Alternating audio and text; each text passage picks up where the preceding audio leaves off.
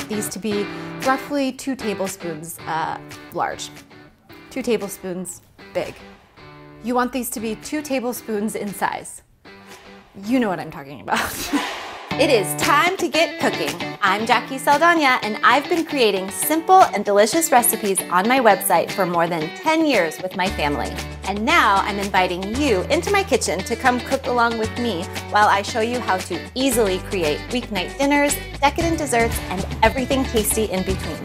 I keep it real, and most importantly, I keep it simple. Be sure to subscribe so you never miss out on our weekly videos. And now, let's see what we're making today.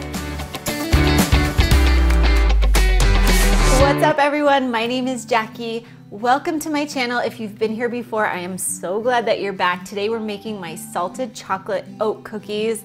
I shared these on Instagram and everyone fell in love with them. This is actually a recipe that I made years ago back on my website. They are simple cookies that take pretty much minutes to put together and bake. And I dip half of the cookie in chocolate and sprinkle it with sea salt, and they're peanut buttery, they're oat-y, they're oaty. That doesn't sound right. Anyways, they're delicious and I can't wait to share this recipe with you, so let's bake some. Look at these. Look at these ingredients. This is all you need to make the most delicious cookie.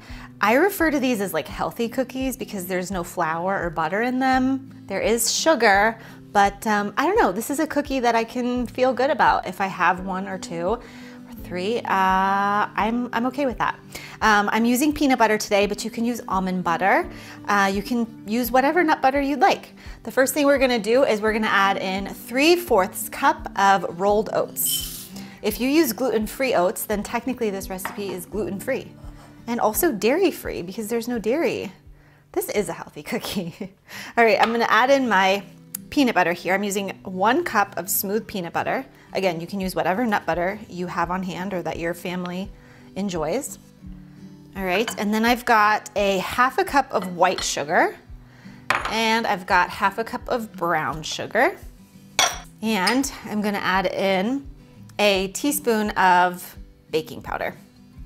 All right, so now with these ingredients, I'm just gonna take a spatula, I'm gonna mix them together. And actually, I used my mixer for this when I first made them.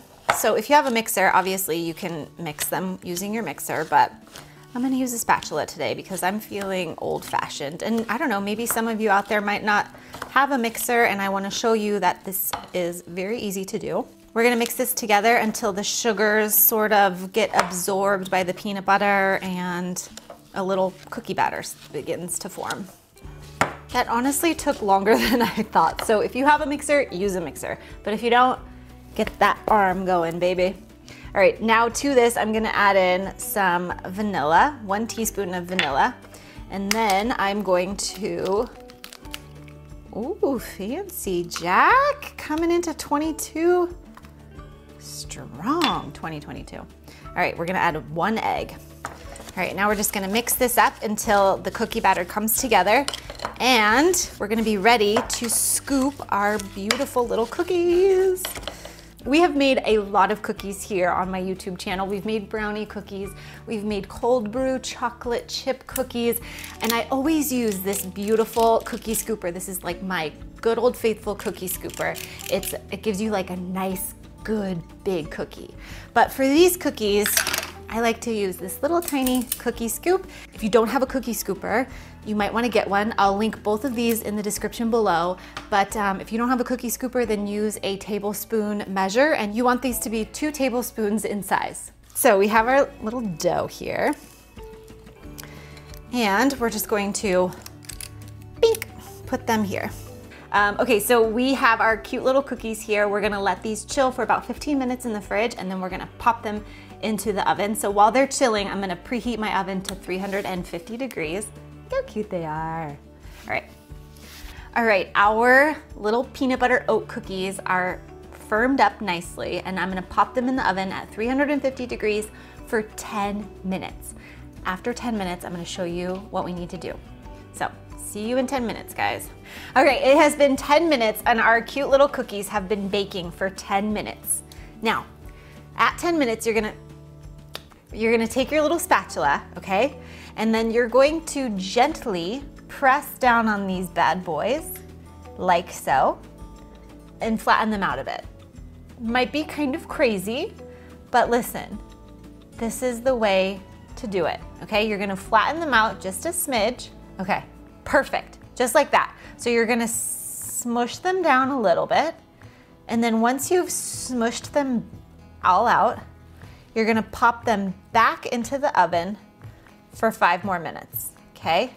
And this is gonna make them rounded shaped, right? And then this is also going to help the edges crisp up a little bit and the center stays nice and soft. All right, now we're gonna put them back into the oven for 5 minutes to crisp up and finish off baking. All right, our cookies are out of the oven. I put them back in after we smushed them down for 5 minutes. If you're noticing that they're not a little crispy on the edges after 5 minutes, then let them go a couple more minutes. You know, every oven is different, but for sure, let them bake for 10, smush them down, pop them back in the oven for 5 minutes, maybe 6. Once they cool completely, they're gonna be perfect, but right now they're a little delicate. So let these cool completely, and then once they're cooled, we're gonna melt some chocolate, and I like to dip half of them in chocolate. They're so good. All right, our cookies have completely cooled, and they're easy to pick up now, and I wanted to show you just how deliciously crisp they are on the bottom. What we're gonna do now is we're gonna melt some chocolate. I've got a cup of semi-sweet chocolate chips here. You can use milk chocolate, dark chocolate, whatever you want. All right, we're gonna add in a teaspoon of coconut oil. And then what we're gonna do is we're gonna melt this slow and low. I'm gonna melt this on a double boiler, so follow me to the stove. Once it starts boiling, I'm going to lower the heat to low, and I'm gonna place our chocolate chips with our coconut oil right on top. And the steam from the hot water is gonna slowly melt our chocolate to perfection. If you don't wanna melt your chocolate on a double boiler like this, you can easily do it in the microwave. You wanna make sure for both methods, use a heat-safe bowl, and then in the microwave, you wanna melt it at 30-second intervals. And after each interval, you wanna give it a good stir. The key to melting chocolate perfectly is slow and low. If you do it too fast, then it gets pretty like clumpy and bitter, and it's just not that great. So here we go. All right, so the water is boiling here. I'm gonna turn it all the way on low, and then I'm gonna place my chocolate chips right on top. I'm gonna let the steam from the water just slowly melt my chocolate. And every once in a while, I'm gonna stir it around just so every chocolate chip gets some heat love. I don't even know what that means, but you know what I mean. So our chocolate is nice and melty. There are some chocolate chips in there that haven't melted all the way yet, but as I continuously stir, walking back to my cookies, it'll be perfect. So with the melted chocolate, of course I have to have my sea salt. You guys know I'm obsessed with Maldon sea salt, so I've got it in a little dish here, ready to rock and roll. Okay, there are a couple different methods here to dipping your little cookies.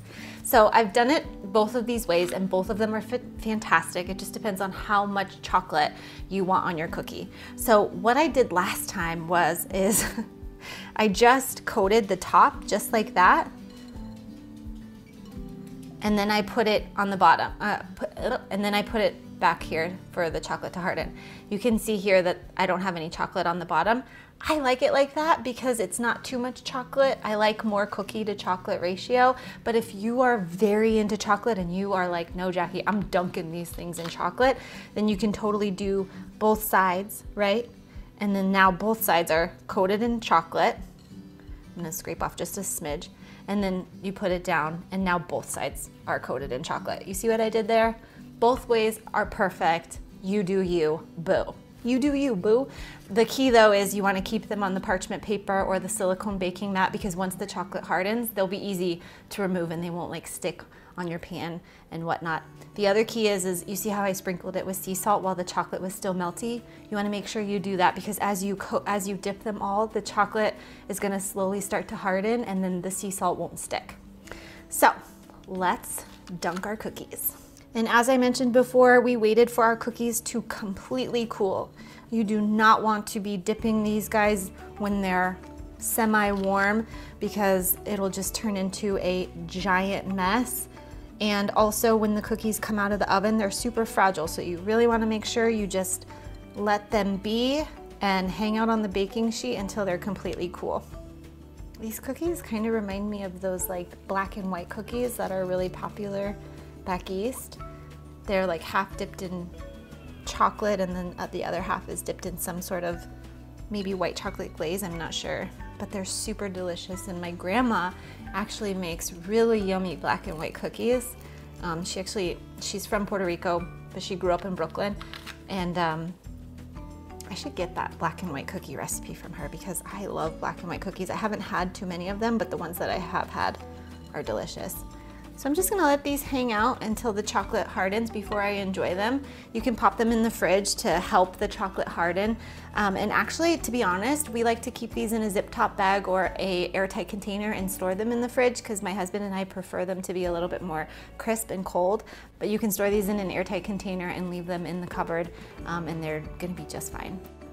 Ah, these are so good. Oh, I'm so excited.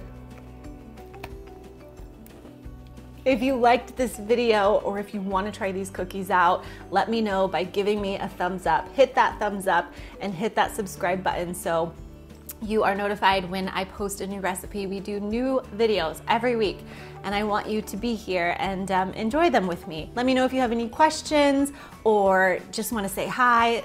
Talk to me in the comments below and I will see you in the next video. I'm so excited. Let me know if you make these. I know a handful of you from Instagram have already made them. They're pretty damn delicious. I'm gonna take that whole chocolate bite right now. Bye. Oh.